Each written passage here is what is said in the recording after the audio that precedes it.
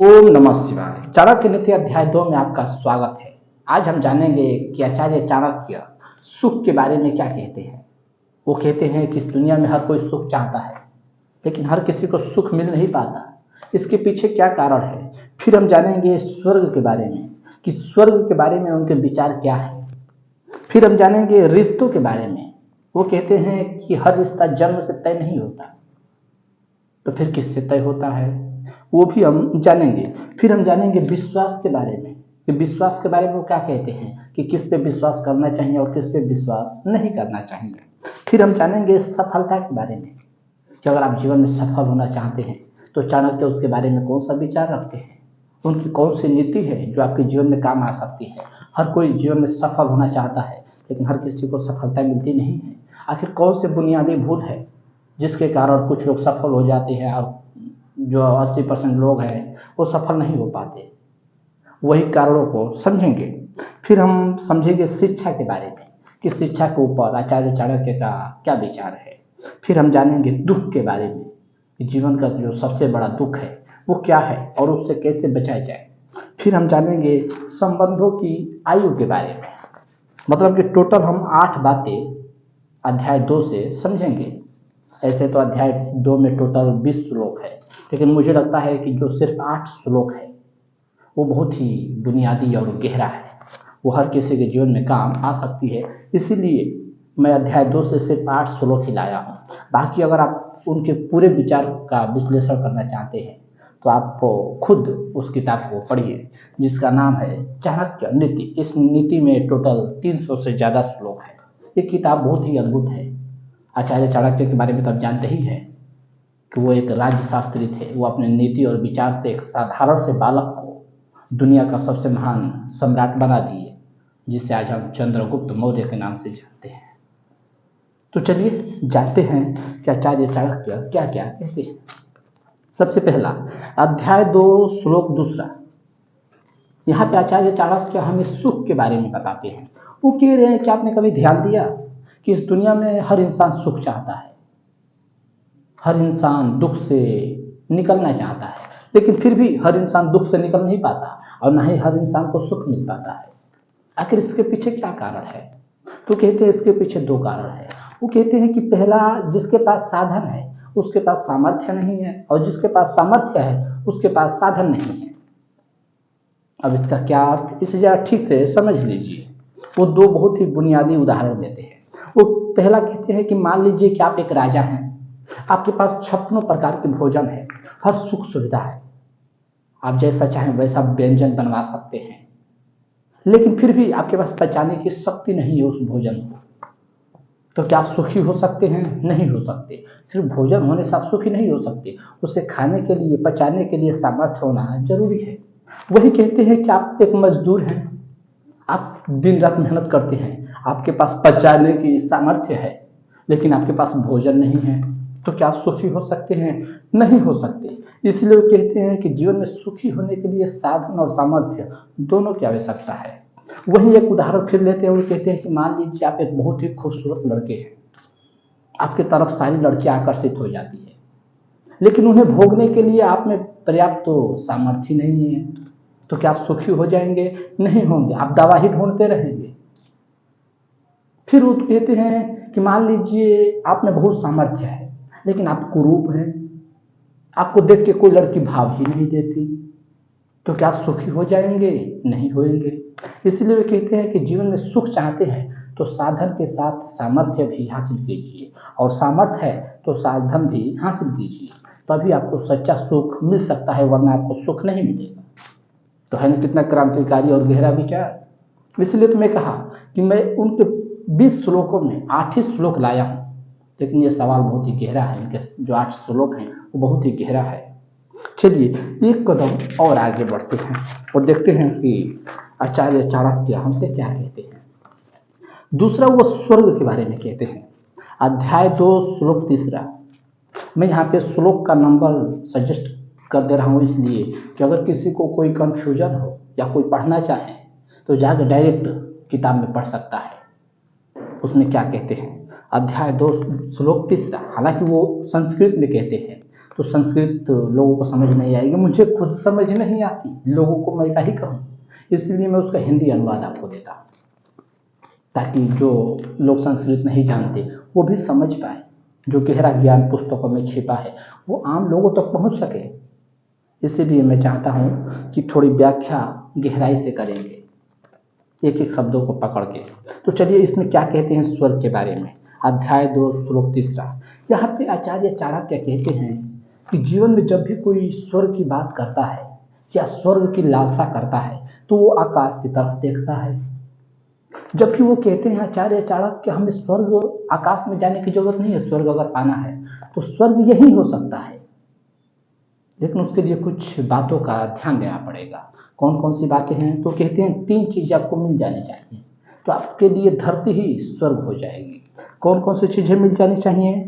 तो पहला कहते हैं कि अगर आप शादीशुदा हैं तो आपको पत्नी ऐसी मिलना चाहिए जो आपके अनुरूप चले, पराये पुरुषों से संबंध ना रखे, पवित्र रहे, उसका आचरण बिल्कुल पवित्र हो, गैर पुरुष पे ध्यान ना दे, आपके हर बात को माने, तो आप यहीं पे सुखी हो सकते हैं, यहीं पे स्वर्ग जैसा आनंद पा सकते हैं।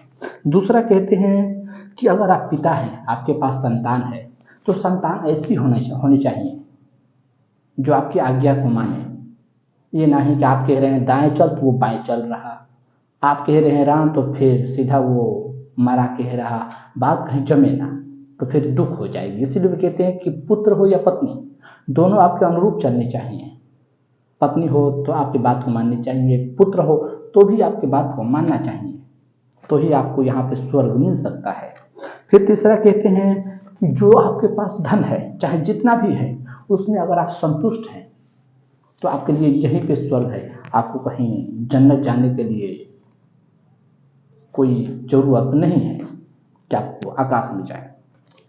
फिर आगे कहते हैं अध्याय 2 श्लोक 4। यहाँ पे आचार्य चाणक्य हमें रिश्ते के बारे में बताते हैं, संबंधों के बारे में बताते हैं। वो कहते हैं कि जो दुनिया में हर संबंध है लोग जन्म से तय कर देते हैं कि एक ही माता पिता के 2 लड़के हैं तो दोनों आपस में भाई हैं। वो कहते हैं ये बात बिल्कुल ठीक है, ये बात समझ आती है, तर्क संगत है। लेकिन वो कहते हैं कि हर रिश्ता जन्म से तय नहीं होता, बल्कि रिश्ता जो वास्तविक होता है वो कर्तव्य और व्यवहार से तय होता है। वे कहते हैं कि मान लीजिए कि आपका पुत्र है लेकिन आपकी बात ना माने, वो आपसे ठीक विपरीत दिशा में चले, आपको उल्टा जवाब दे, तो वो पुत्र कहलाने के काबिल नहीं है। फिर वही कहते हैं कि आपकी पत्नी आपकी बात ना माने, पराये पुरुषों से संबंध रखे, भय विचार करे किसी और के साथ, तो पत्नी कहलाने के काबिल नहीं है। अर्थात वे कहते हैं कि कोई भी रिश्ता अगर वो अपने कर्तव्य को नहीं निभा रहा, अगर उसका व्यवहार सही नहीं है, तो फिर वो रिश्ता सिर्फ नाम मात्र का है, उन रिश्तों में कोई रस नहीं है। फिर वो पिता के बारे में जोर देते हैं। वे कहते हैं कि लोग दुनिया में पिता को परमात्मा का स्थान देते हैं कि पिता भगवान तुल्य है। वो कहते हैं ये बात बिल्कुल ठीक है, लेकिन वो एक सवाल यहाँ पे पूछते हैं। वे कहते हैं कि मैं आपसे पूछना चाहता हूँ कि मान लीजिए कि एक लड़का है, इसको ऐसे समझिए कि मान लीजिए आज मैं शराबी हूँ, जुआ खेलता हूँ, शराब पी के नाले में गिर जाता हूँ, सारे पैसे जुए में हार जाता हूँ, तो क्या मैं भगवान हो गया? और कल मेरी शादी हो जाए, आज मैं कोई जिम्मेदारी नहीं उठा रहा, शराब पी रहा हूँ, जुआ खेल रहा हूँ, और कल शादी हो जाए, बच्चे हो जाए, तो क्या मैं भगवान हो गया? नहीं। वही ये कह रहे हैं कि अगर कर्तव्य नहीं निभा रहा कोई व्यक्ति, अपना व्यवहार उसका अगर सही नहीं है, तो फिर वो रिश्ता नाम मात्र का है, ये रिश्ता सिर्फ बोझ है। अगर कोई पिता अपने संतानों का सही पालन पोषण ना करे, तो आप मुझे बताएं क्या वो पिता कहलाने के काबिल है? बच्चों का सही से परिवेश ना करे, सही से लालन पालन ना करे, तो क्या वो पिता कहलाने के काबिल है? नहीं है। इसलिए कह रहे हैं कि संबंधों जो संबंध है वो सिर्फ जन्म से नहीं, कर्तव्य और व्यवहार से तय होते हैं। एक कदम और आगे चलते हैं। अध्याय 2 श्लोक 6। मुझे बोलने में थोड़ी समस्या हो रही है, इसके पीछे कुछ कारण है। कारण यह है कि गर्मी बहुत है। चलिए एक कदम और आगे, अध्याय 2 श्लोक 6। यहाँ पे आचार्य चाणक्य विश्वास के बारे में बताते हैं। वे कहते हैं कि इस दुनिया में हमें किसी पे विश्वास नहीं करना चाहिए, चाहे कोई परम से परम मित्र ही क्यों ना हो, उस पर भी विश्वास नहीं करना चाहिए। ऐसा क्यों? तो कह रहे हैं कि दोस्त, चाहे आप किसी को बहुत गहरा दोस्त मानते हैं, तो आप मुझे बताएं, दोस्त को दुश्मन बनने में समय कितना लगता है?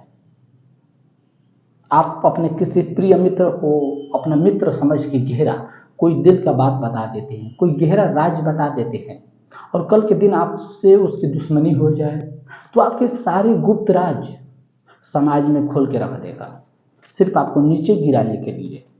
इसीलिए आचार्य चाणक्य कहते हैं कि जीवन में अगर कोई बात चाहते हैं कि आपका मित्र ना जाने, तो उस बात को अपने प्रिय से प्रिय मित्र को ही मत बताना, क्योंकि अगर आप अपने मित्र को बता दिए तो आपका दुश्मन जो है, शत्रु है, वो जान ही गया।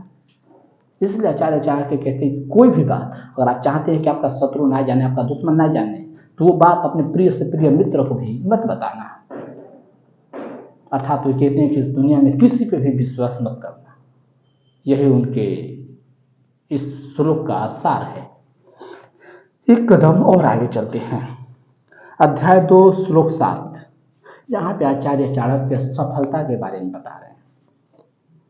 वो कह रहे हैं कि जीवन में हर कोई सफल होना चाहता है, लेकिन हर किसी को सफलता नहीं मिलती। इसके पीछे क्या कारण है?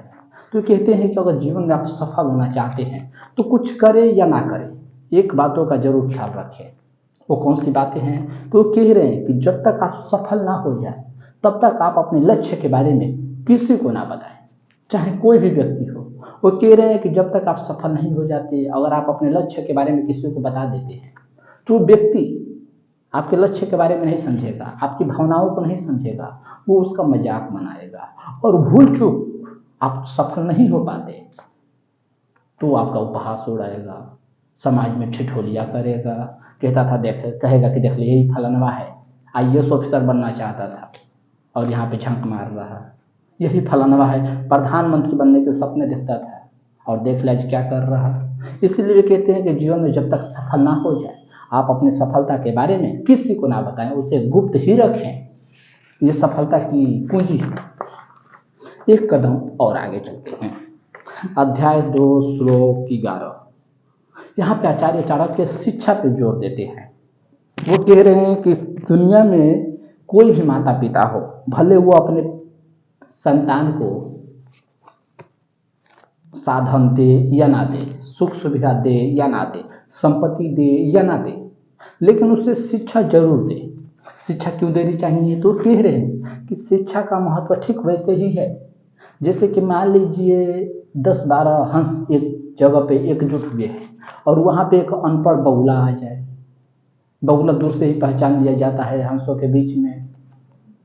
हंस सारे उसे लात मार देते हैं कि तू हट, हमारे समाज का नहीं है। वैसे ही वे कह रहे हैं कि अगर आपका पुत्र शिक्षित नहीं है तो जब समाज में जाएगा तो समाज उसे ठुकरा देगा, वो जगह जगह अपमानित होगा। इसीलिए वे कहते हैं कि आप अपने बेटे को संपत्ति दे या ना दे, शिक्षा जरूर दे, नहीं तो वो पूरा जीवन अपमानित होता रहेगा, कहीं पे भी समाज में सूटेबल नहीं बैठेगा, कहीं पे भी सूट नहीं हो पाएगा, कहीं पे भी समाज में वो रहने के काबिल नहीं हो पाएगा। इसीलिए आचार्य चाणक्य कहते हैं कि शिक्षा अपने संतान को जरूर दे। एक कदम और आगे चलते हैं, अध्याय 2 श्लोक 14। यहाँ पे आचार्य चाणक्य हमें दुख के बारे में बताते हैं। वो कहते हैं कि इस दुनिया में दुख तो तमाम प्रकार की है, लेकिन कुछ दुख ऐसी है जो चिता की आग से भी ज्यादा जलाती है।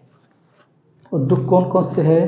तो पहला दुख कहते हैं पत्नी से वियोग। वे कहते हैं कि अगर आपका अपनी पत्नी से वियोग हो जाए, आपकी पत्नी आपको छोड़ के चली जाए, तलाक हो जाए, किसी और पुरुष के साथ चली जाए, या आपको पता चल जाए कि आपकी पत्नी किसी और के प्रेम में पड़ गई है, कहीं ना कहीं अगर आपके रिश्ते में दरार पड़ जाए पति पत्नी के बीच में, तो ये दुख इतना बड़ा है कि जितना चिता की अग्नि भी आपको नहीं जलाएगी, ये दुख उतना आपको जलाएगा। वो रामायण देखे हैं, वाल्मीकि जी जब पहली बार कवि बने, उनकी जब कला फूटी जीवन में पहली बार, उससे पहले तो वो डाकू थे। वाल्मीकि जी की जो कला फूटी तो उनका एक पहला श्लोक आता है ना, मां निषाद प्रतिष्ठा। वो क्या हुआ कि 2 जानवरों को देखे, पक्षी थे, वो क्रौंच की पक्षी थी, दोनों आपस में प्रेम कर रहे थे, तो एक शिकारी आया और एक को मार दिया। जो उसकी प्रेमिका थी वो उसके वियोग में टूट टूट के रोने लगी, फूट फूट के, और फिर प्राण त्याग दी। तो वाल्मीकि जी उसको देख के उन दोनों के और लगे अपनी कविता कहने, कहानी कहने, जो भी श्लोक उनके भीतर से अंतरात्मा से जो कला थी वो फूट पड़ी। तो वही कह रहे हैं कि अगर आप पति पत्नी हैं और आपके बीच दरार पड़ जाए, पत्नी से वियोग हो जाए, तो इससे बड़ा दुख नहीं हो सकता। दूसरे दुख के बारे में बताते हैं कि अगर आपका कोई अपमान कर दे समाज में, तो ये बहुत बड़ा दुख है। इस दुख को लेके आप वर्षों तक भीतर भीतर घुटते रहेंगे, आपका मन हमेशा तनाव से भरा रहेगा, मानसिक पीड़ा मिलेगी, आप कभी भी शांत नहीं रहेंगे, आप कहीं पे भी रहेंगी वो ख्याल आपके दिमाग में घूमता रहेगा, उस कन्वर्सेशन को बार बार आप रिपीट करते रहेंगे। आपने कभी ध्यान दिया कि आपका कहीं पे भी, जरा इमेजिन करिए, कहीं पे कोई आपको गलत बोल दिया हो समाज में या अकेले में, उन बातों को आप भूल नहीं पाते, उन बातों को बार बार अपने दिमाग में घुमाते रहते हैं। हालांकि उन बातों को बीते 6 महीना, 1 साल, 1.5 साल, 2 साल, 5 साल, 10 साल गुजर गए, लेकिन फिर भी वो बातें आपके दिमाग में घूमती रहती है। जिसने बोला वो व्यक्ति उस बातों को भूल भी गया, उस व्यक्ति को तो याद ही नहीं कि मैंने किसी को कुछ बोला, लेकिन फिर भी जिस पे गुजरती है वो नहीं भूल पाता। इसलिए आचार्य चाणक्य कहते हैं कि अपमान जीवन का सबसे बड़ा दुख है, जो कि चिता की अग्नि से भी ज्यादा जलाती है। तीसरा कह रहे हैं कि अगर आप किसी का कर्जा लिए हैं और आप चुका नहीं पा रहे हैं, तो ये भी बहुत बड़ा दुख है।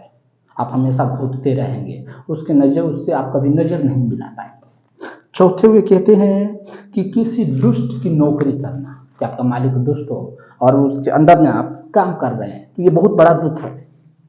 आप कभी खुश नहीं रहेंगे उससे, जब भी आप उसको देखेंगे तभी आप सहम जाएंगे कि फिर आ रहा। बहुत सारे लोग अपनी कंपनी से परेशान हैं, 99% लोग अपनी कंपनी से परेशान है, सिर्फ मजबूरी से वो ड्यूटी कर रहे हैं।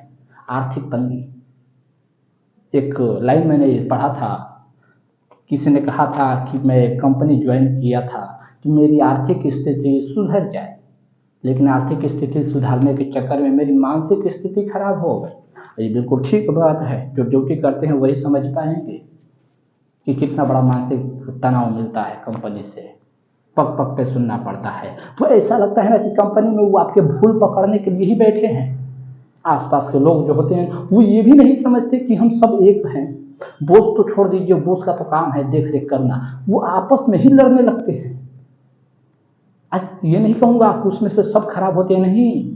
जो नया जाता है, जो पहली बार ज्वाइन करता है, 18 साल 20 साल का लड़का, उसे तो कुछ पता ही नहीं, लेकिन जो वहाँ के लोग होते हैं वो इतने उसके आदी हो गए हैं ना लड़ने के, भूल पकड़ने के, कि अब उसको बार बार पकड़ते रहेंगे, हर गलती पे उसको बोलेंगे। एक होता है कि गलती पकड़ के इंसान को समझाई जाती है, एक होता है कि गलती पकड़ के उसको एकदम डांटा जाता है, उसको दबाया जाता है। तो दोनों में अंतर है, और कंपनी में वही चल रहा, लोग दबाने की कोशिश कर रहे हैं। और क्या हुआ कि कोई व्यक्ति 1 साल 2 साल 3 साल 4 साल सुनेगा, फिर धीरे धीरे वो समझ जाएगा कि नहीं, बात ऐसे नहीं बनेगी, वो मेरी भूल पकड़ रहा, मैं भी अब उसका भूल पकड़ूंगा, और बस वो भी उसी का रंग में रम जाता है, जो बिल्कुल ठीक बात है। क्योंकि दुष्ट के साथ दया, ये बिल्कुल ठीक बात नहीं है। दुष्ट को दंड देना ही उचित है, यही मार्ग है। कृष्ण भगवान अपने महाभारत में 2 भाई लड़ रहे थे, पांडव और कौरव। पांडवों के द्वारा कौरवों को मरवा दिए, जबकि वो भाई थे, लेकिन वो भाई कहलाने के काबिल नहीं थे, इसीलिए कृष्ण भगवान मरवा दिए। क्योंकि दुष्ट के साथ दया उचित नहीं है। कृष्ण भगवान अपने मामा को मार दिए, कंस को, क्योंकि वो मामा नाम का था, मामा कहलाने के काबिल नहीं था, उसका स्वभाव बहुत गंदा था, गलत था। चलिए एक कदम और आगे चलते हैं। यहाँ पे आचार्य चाणक्य हमें संबंधों की आयु के बारे में बताते हैं। ये बहुत ही गहरा पॉइंट है, ये अंतिम में मैं उठाया हूँ, किस लिए उठाया हूँ इसको जरा समझिए। ये पॉइंट अगर आप समझ गए ना, तो आप जीवन के शाश्वत नियम को समझ जाएंगे। ये कितना गहरा पॉइंट है, मैं इसको बहुत ही बारीकी विश्लेषण से आपको समझाता हूँ। बाकी जो पॉइंट समझाया मैं वो आपको शॉर्ट में समझा दिया, ताकि मैं नहीं चाहता था कि वीडियो ज़्यादा लंबा हो, आपका समय बर्बाद हो। फालतू में हम बकवास करें। नहीं, मैं चाहता था बस आप सबका सार समझ लें, इसलिए सभी टॉपिकों को थोड़े थोड़े करके समझा दिया कैसे भी। लेकिन ये जो टॉपिक है मुझे लगता है कि इसे विश्लेषण करके ही समझना चाहिए एक एक पॉइंट को। वो क्या कहते हैं, अध्याय 2 श्लोक 17 और 18 दोनों में एक ही बात कहते हैं। जो दोनों का मूल निकलता है, जो दोनों का सार है, वो एक ही निकलता है। वो क्या कहते हैं जरा ठीक से समझिए। वो कहते हैं कि कोई भी स्त्री अगर वेश्या है, अगर वेश्या नहीं भी है, कोई भी स्त्री किसी पुरुष के साथ तभी तक रहती है जब तक उसके पास धन होता है। इसके पीछे क्या कारण है?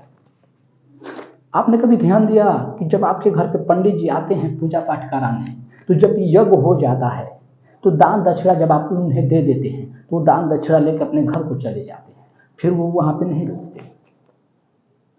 या फिर आप ये भी ध्यान दिए होंगे कि कोई शिष्य जब गुरुकुल जाता है शिक्षा प्राप्त करने, तो शिक्षा जब प्राप्त हो जाती है तो अपने घर को लौट आता है। यहां तक कि जो पक्षी होते हैं, अगर वृक्ष पे मीठे और स्वादिष्ट फल ना बचे हो तो पक्षी उस वृक्ष को छोड़ देते हैं।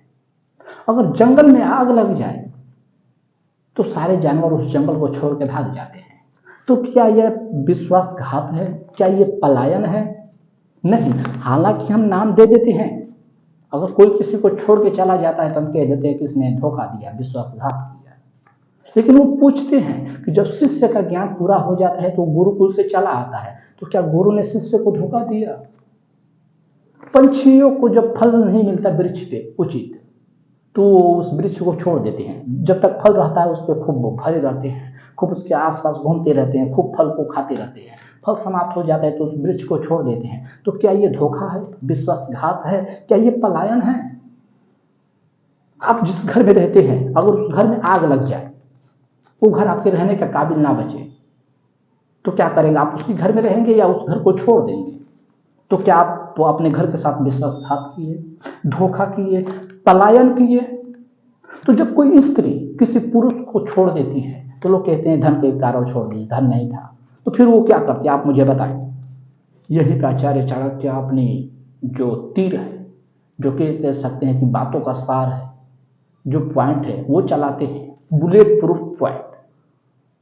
वो कहते हैं कि ये ना पलायन है, ना विश्वासघात है, ना ही धोखा है। तो फिर ये क्या है? वो कह रहे हैं कि जीवन का शाश्वत नियम है, जब प्रयोजन सिद्ध हो जाएगा तो बिच्छो निश्चित है, इसे कोई रोक नहीं सकता और इसे हर किसी को स्वीकार करना पड़ेगा। ये बात बहुत क्रांतिकारी थी, मेरे दिल में तो बिल्कुल तीर की तरह गई कि वाह, आज तक हम जिन बातों को समझते आ रहे थे कि फलानवा ने धोखा दिया, चिलानवा ने धोखा दिया, जबकि ये धोखा था ही नहीं, प्रयोजन सिद्ध हुआ, उसने छोड़ के आपको चली गई। एकदम साधारण सी बात है। आप देखें नहीं, पति पत्नी, जब पत्नी से बच्चे नहीं हो पाते तो लड़के के घर वाले कहते हैं कि अब तो दूसरी शादी कर दे। तो क्या ये लड़की के साथ धोखा हुआ? और जब लड़की छोड़ के चली जाती है तो आप धोखा कहते हैं। जब आप अपने लड़के का शादी कहीं और कराते हैं, सिर्फ बच्चे नहीं दे पाती, तो उसको आप धोखा नहीं कहते। फिर क्यों? क्योंकि जिन प्रयोजन से आप शादी किए तो वो प्रयोजन सिद्ध नहीं हो पाया। इसलिए वो कह रहे हैं कि जीवन में जब प्रयोजन सिद्ध हो जाए तो विश्व निश्चित है। आपके पास स्त्री आई क्योंकि आपके पास धन है, कल आप कंगाल हो जाएंगे तो छोड़ के चली जाएगी, बिल्कुल सामान्य सी बात है। इसमें खूब उपद्रव करने की बात नहीं। अगर इन बातों को समझ पाए तो उम्मीद है कि आप आचार्य चाणक्य को भी समझ पाएंगे वो क्या कहते हैं। इसीलिए उन्हें कूटनीतिज्ञ कहा जाता है। वो कहते हैं कि हर चीज को बारीकी से समझ के हमें जीवन में आगे बढ़नी चाहिए। किसी भी चीज का फैसला तुरंत नहीं लेनी चाहिए, जरा उसकी गहराई को समझना चाहिए। तो कितनी गहरी और क्रांतिकारी बात थी ना ये। तो आज के लिए बस इतना ही। और अंतिम रूप में मैं यही कहना चाहता हूं कि अगर आप आचार्य चाणक्य की नीति को विधिवत विश्लेषण करना चाहते हैं, गहराई से समझना चाहते हैं, तो मैं आपको यही सजेस्ट करूंगा कि आप आचार्य चाणक्य की नीति को स्वयं पढ़ें, क्योंकि इसमें 300 से ज्यादा श्लोक है। हर श्लोक को मैं डिफाइन करूं ये संभव नहीं होगा, और मैं करूंगा तो कहीं ना कहीं उसमें मेरा भी दृष्टिकोण रहेगा। कोई भी व्यक्ति जब वो किसी बात को डिफाइन करता है तो कहीं ना कहीं वो अपने अनुभव को भी उसमें जोड़ देता है, अपने शिक्षा को भी उसमें जोड़ देता है। कहीं ना कहीं उसकी जो अनुभव होता है वो उसमें झलकने लगता है। लेकिन आप चाहते हैं कि जिन व्यक्ति ने कहा ठीक मैं उसी को पकड़ूं, उसने जिस भाव से कहा, तो मैं यही सजेस्ट करूंगा कि आप किसी के भी चाहे बुद्ध भगवान का त्रिपिटक हो, कृष्ण भगवान का गीता हो, रामायण हो, भगवत हो, उपनिषद हो, चाहे लाओसु हो, सुकरात हो, प्लेटो हो, अरस्तु हो, किसी को भी पढ़ना चाहते हैं तो आप उनके विचारों को अगर समझना चाहते हैं तो उनकी किताबों को आप स्वयं पढ़िए, किसी और पे भरोसा ना करें। यही मैं आपसे कहना चाहता हूँ। और आचार्य चाणक्य की नीति में भी हम ये समझे थे कि आचार्य चाणक्य हमसे कहते हैं कि जीवन में हमें किसी पे भरोसा नहीं करना चाहिए।